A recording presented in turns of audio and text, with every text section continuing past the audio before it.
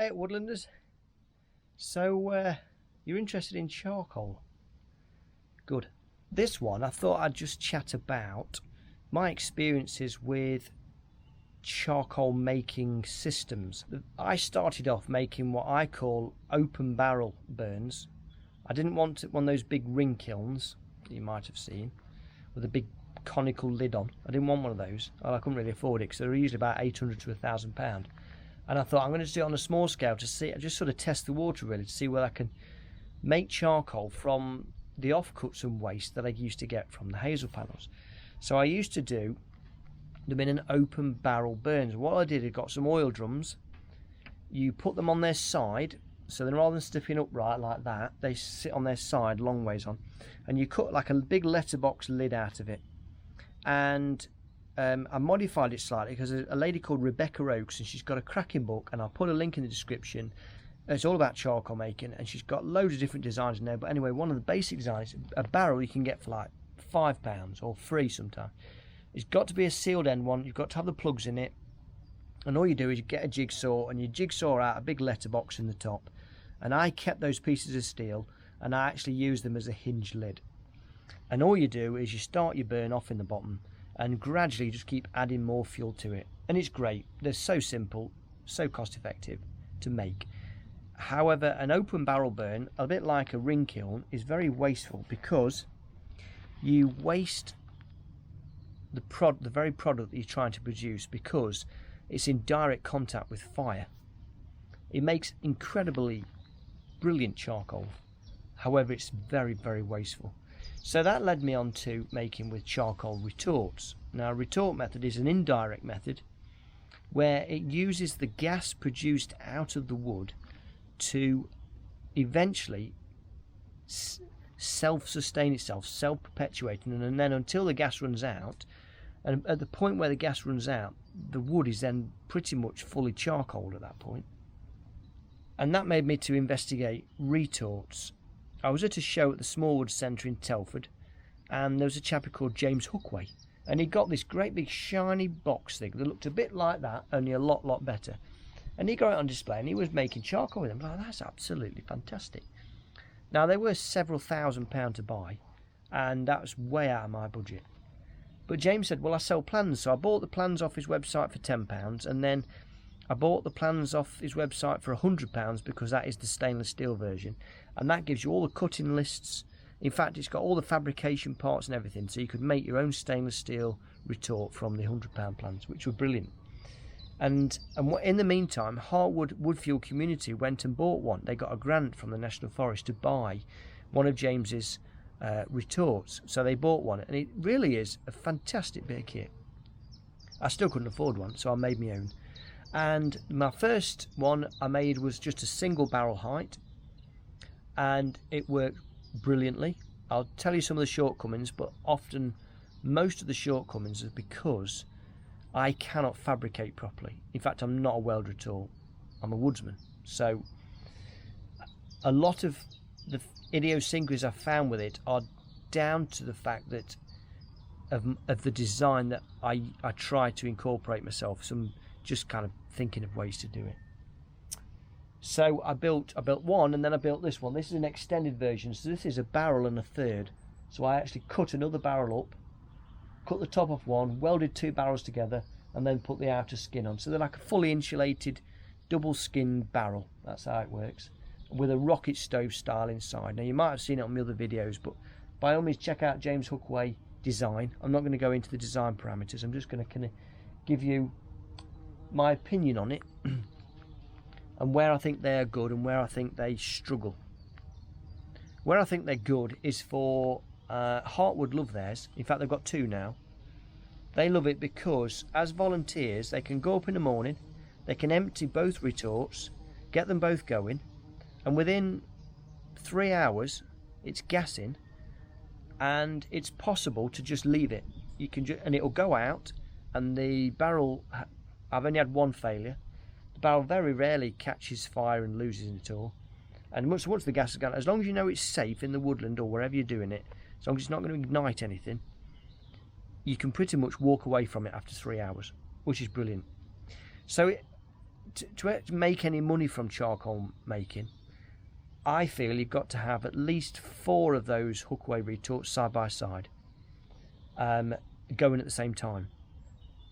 And that way you've pretty much got a full day's job of 4 chop. But of course, if you're looking at £3,000 each, then that's £12,000.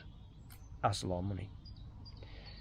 I carried on with it, and I've done well with it, but I couldn't make it pay. I had to have the retort going while I did something else, because it only ever produced about 6 boxes of charcoal at a time. And 2 side by side was okay, but since then one of them has failed, and that's because I used vermiculite. I can't weld properly. The welds were porous, so they drew in the moisture. The vermiculite gets wet, and then the barrels basically rot inside out, and so mine has failed, and it's about 3 years old. So if you're going to build one yourself, my advice is either fabricate properly or don't use vermiculite. Use ceramic fire blanket instead and sandwich that in, because that's much better stuff. And so I went on to a different retort style, which was called the Dragon, made by Bo Dobson, and we'll go on to that in a minute, but let me just talk about some of the things that I love and don't love about the. Because I can't fabricate, my bolt patterns aren't very good, and well, I do every time I put the lid on and off, because of the expansion and contraction. That's stainless steel, this is mild steel.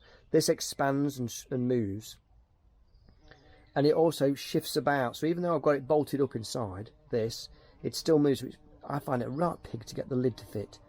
But if you're a better fabricator, so the Hookway ones, you don't have that problem. They just fit and forget. That's fine. As I say, this one's peppered with holes now, starting to rot away because it's rotting. This one is rotting inside out. Because of the design, you always find, unless you're using very, very small things at the bottom, there's an awful lot of tar build-up at the bottom inside, and the bottom pieces of wood don't always fully turn into charcoal. So I can end up sometimes with a 6-inch layer of brown ends, and I found that if you put a lot of the small stuff at the bottom and the big stuff at the top, that certainly does help an awful lot, and you can end up with very, very little in brown ends. And I'm sure others have got more experience than me on that. I was talking to Kevin the other day from Hartwood, and he says the new one they've got of theirs, they've not had a brown end at the bottom yet, so maybe that design is very slightly different. So that's one of my niggles.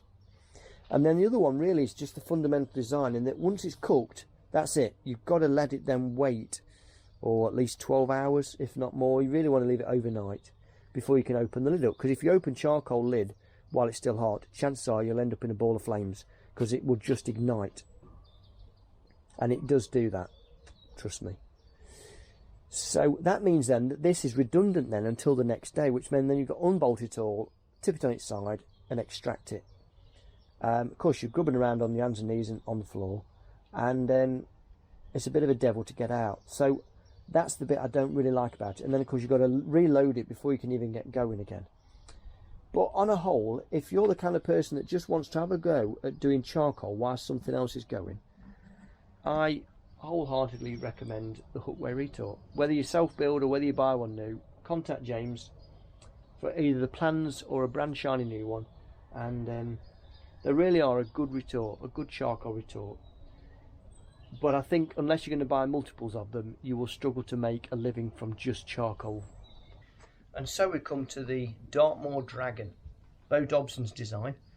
I saw this a few years ago on Facebook, and he was offering to sell the plans, and I couldn't work out his design at all, because initially he said it wasn't a retort, and I was like, it's going to waste an awful lot of wood then, isn't it? So I wasn't really much interested. Anyway, he decided in the end, because he couldn't get anybody to buy plans, he decided to set up a Facebook group called the Dartmoor Dragon, and he basically said if anybody wants to build this, they can ask him as many things as like. He did a whole series of videos on YouTube about what it is, dimensions, how it works, everything.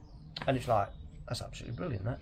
And one summer we were down in Devon, and I said to Bo, is there any chance we could pop in and say hello? So he said, yeah, absolutely no problem. He got a burn going, it was middle of summer, and he showed me everything I wanted to know. He showed me, and he's a very good system, and he's got it fully automated pretty much. As long as you can manually load a barrel and manually get it out, everything else is almost automatic. Now this one isn't. So this is my version of it. It's very similar to Bo's. It works on the same basic principle of you build a fire in the bottom and then you cook a barrel. That's basically it. I'm not going to show you any more than that because I think it's unfair, because Bo has gone in with Exeter retorts, who are also in full-scale production of this particular retort, and they've made some really nice job of it, and it's fully automated, which this is not. So a lot of my niggles with this is because, again, it's self-fabricated and I haven't got the automated system that Bo's got. He's got a whole temperature gauge, this system that lets air in and out, which is absolutely amazing. Brilliant, very clever design. The reason I like it is because I can get at least 2 barrels done in a day. I like it because I can load it up with stuff. I can leave it for an hour, hour and a half, not worry about it. Sometimes I have to reload it with the sacrificial wood at the bottom. You just flip up the lid, pop some more in, and then you're off again. I think if you were to do a full day, you could quite easily get 3 barrels done in a day. You get no brown ends because the air vents are at the bottom. You get all of your stuff in there. It's easy to manage. You can move your barrels about. If you've got a lot of these barrels, you can have them ready filled elsewhere with ready to go wood, and then you can have them and somewhere else with the charcoal in, and as long as they're not going to get wet, then you can just leave the charcoal in the barrel, and that's what I've done. I can leave it there for a few weeks and it's just ready for me to box up when I'm ready. So that is brilliant. Can you see a wisp of smoke? Yeah, mate, I've just raked the ashes and it's starting to smoke. I'm hoping it will catch, actually. So for that, if you want a small scale charcoal production line, then I would say this is definitely the way to go, unless you've got a lot of money to spend.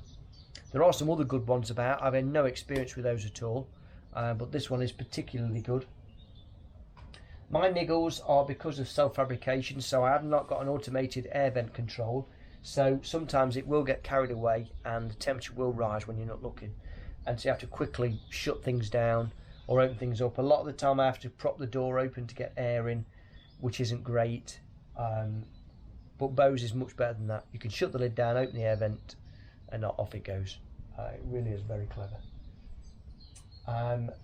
I think realistically you need 2 side by side, so you have a full day of charcoal burning and you have 2 of these going, and you'd have 4 barrels done in a day.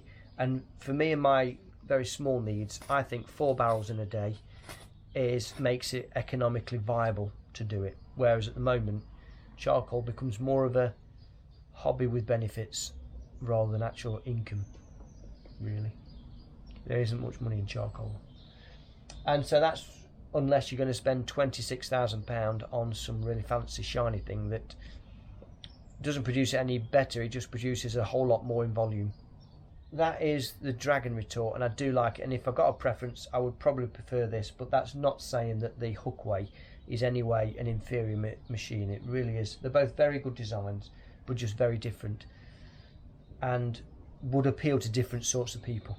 So I hope that's given you a bit of an idea of 2 charcoal retorts, and if you are going to make charcoal, it really is a great way to use up scraps but produce really high quality hardwood charcoal here in Britain, and it's something I enjoy making. It's a bit smoky, and that's why I abandoned the open barrel burn in the end, because one day my dad come up and he's not got the greatest pair of lungs, and he was basically coughing his lungs up, and I thought this is not right, because the smoke you get is horrendous, and it's bad enough off this. You don't really want to be in the downdraft of the smoke, but the smoke off this is an awful lot less, far less smoke, far more controlled in these methods, and also I found with this one you can leave it, so if I know that it's going to be gassing upon leaving, I can shut it all down, shut the lid, shut the vent, and by the next morning I can take the barrel, which is what I've just done. That barrel just to my right is I took that off this morning. It's warm,